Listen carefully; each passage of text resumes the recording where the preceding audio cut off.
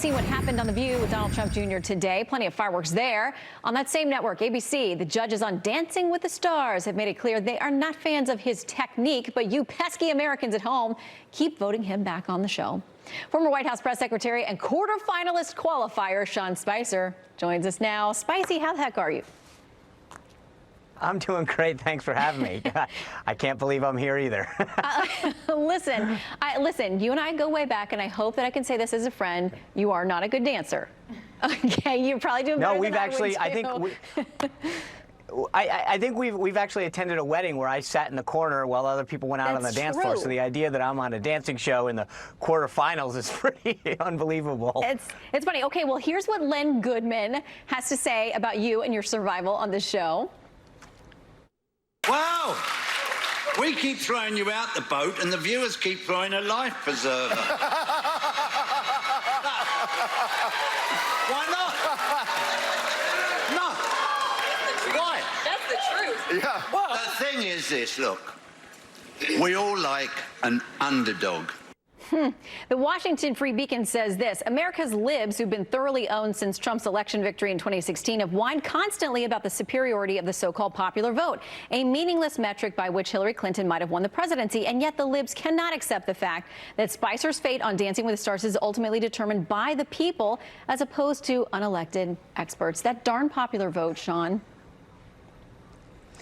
Well, look, half the vote comes from the judges and half comes from the people. That's been the case for 28 seasons. I'm honestly just truly humbled that people are taking the time on Monday nights at 8 o'clock to vote for me. I'm having a blast. I think that the thing that I want to make sure I stress, because it kind of got lost in this, is that I take this seriously. I didn't do this just to have fun. I really thought it would be an opportunity to learn something new. I've worked hard every single day to go out there and try to get better, and I think that I'm making progress. The judges even acknowledge that. There's no question that among the other people left on the show, I'm not the best. But I think if you're looking for the best, then this is not the show. It's not set up for that. It's set up to say the judges score you on your quality, and the viewers get to decide whether or not they think someone's making progress, that they're having fun, that they want them to continue for whatever reason. And I'm truly like humbled that people are saying we want you to continue on, where I'm clearly not the best guy. I am trying to make as much progress as possible every week, but I get it, and so if you're upset with that, then they should watch a different show, or the judges should change the format. But the reality is that it's been this way for 28 seasons, and clearly if they like it one way, then either change the rules. But I went into this knowing that I wasn't going to be the best, but I wanted to make sure people who thought I was having a good time making progress could vote for me.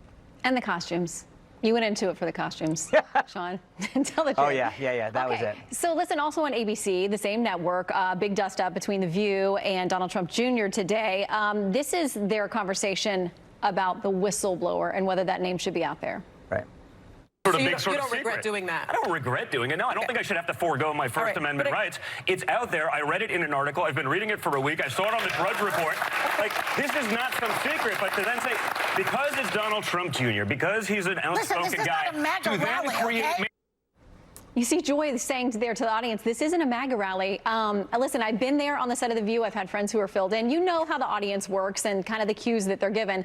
I think maybe the ladies of The View were caught off guard that there were some in the audience who were so supportive of what he was saying. Not just some. I couldn't believe the number of times that they had to be tell the audience, their audience, to calm down.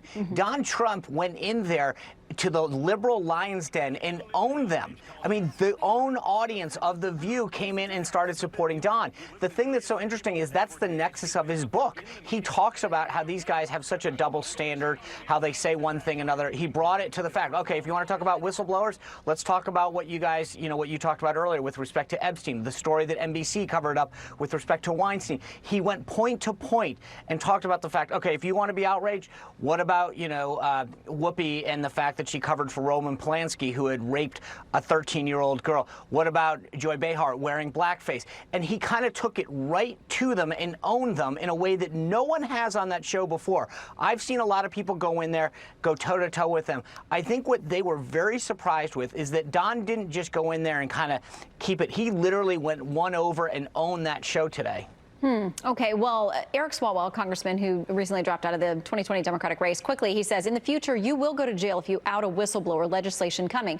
So you understand the concerns that people have that this person would be exposed to possible safety threats and other issues if their name's out there. You get that part of the conversation.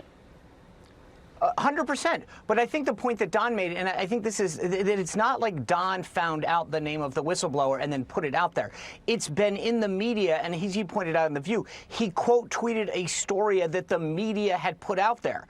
So they kind of forget that piece of it. It's not like Don did an investigation, found out the name, and put it out there for all to see.